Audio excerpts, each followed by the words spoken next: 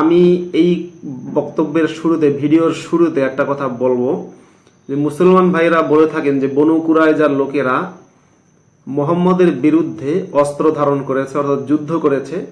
এর শাস্তি স্বরূপ মুহাম্মদ বনু কুরাইজার সকল পুরুষকে হত্যা করেছেন, প্রাপ্তবয়স্ক যারা তাদেরকে। কিন্তু কোন হাদিসের কিতাবে, কোন সিরার গ্রন্থে, কোন তাফসিরের মধ্যে কোথাও লেখা হয়নি যে বনু কুরাইজার লোকেরা সশস্ত্র যুদ্ধে লিপ্ত হয়েছে মুহাম্মদের বিরুদ্ধে। কোথাও এটা লেখা হয়নি, পারলে দেখান। আসসালামু আলাইকুম ওয়া রাহমাতুল্লাহি ওয়া বারাকাতুহু। আলহামদুলিল্লাহি ওয়াহদা ওয়াসসালাতু ওয়াসসালামু আলা রাসূলিল্লাহ বাদ। প্রিয় দর্শক মণ্ডলী, এতক্ষণ পর্যন্ত আপনারা মুরতাদ মাসুদের একটা ভিডিও ক্লিপস শুনেছেন। এই ভিডিও ক্লিপসে সে দাবি করেছে মদিনার কুখ্যাত বিশ্বাসঘাতক রাষ্ট্রদ্রোহী বনু কুরাইজা রাসূল করিম সাল্লাল্লাহু আলাইহি ওয়াসাল্লামের বিরুদ্ধে যুদ্ধে অবতীর্ণ হয়েছে।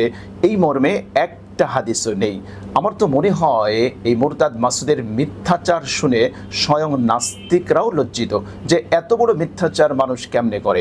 আসুন আমরা দেখি রাসূল করিম সাল্লাল্লাহু আলাইহি ওয়াসাল্লামের বিরুদ্ধে বনু কুরাইজা যুদ্ধে অবতীর্ণ হয়েছে এরকম কোনো হাদিস আছে কিনা। আমরা প্রথমে সুনানে আবু দাউদের 3005 নম্বর হাদিসটি উল্লেখ করতে চাই।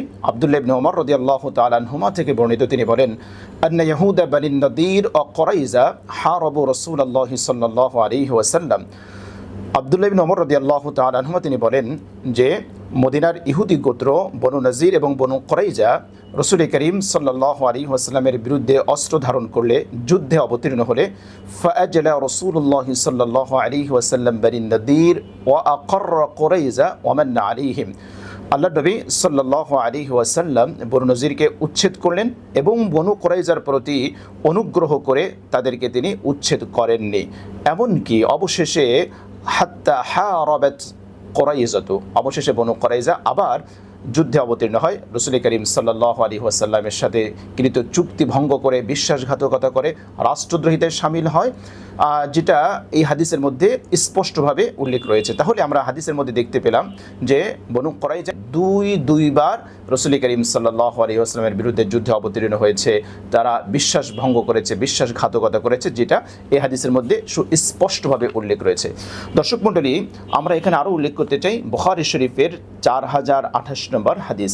এখানেও আমরা দেখব যে বনু কুরাইজা রাসূল করিম সাল্লাল্লাহু আলাইহি ওয়াসাল্লামের বিরুদ্ধে যুদ্ধে অবতীর্ণ হয়েছে।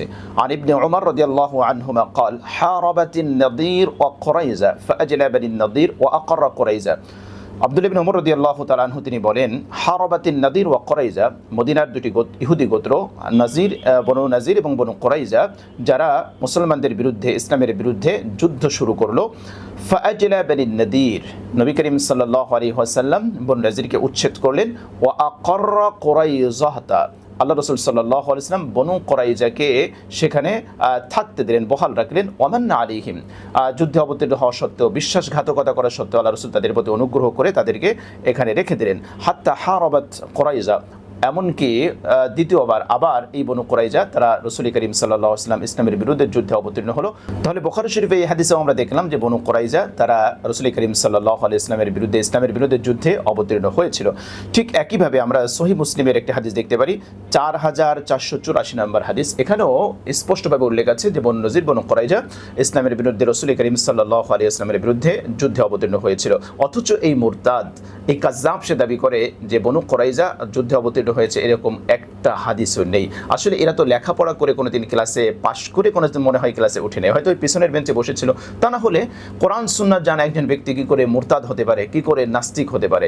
আল্লাহ সুবহানাহু ওয়া তাআলার কাছে দোয়া করি আল্লাহ যেন সরল মনা মুসলমানদেরকে এই ধরনের কাজ্জাব, মিথ্যাবাদী, ধোঁকাবাজ, প্রতারক, এদের খপ্পর থেকে আমাদেরকে যেন আল্লাহ পাক হেফাজত করেন। আমিন। আসসালামু আলাইকুম ওয়া রাহমাতুল্লাহি ওয়া বারাকাতুহু।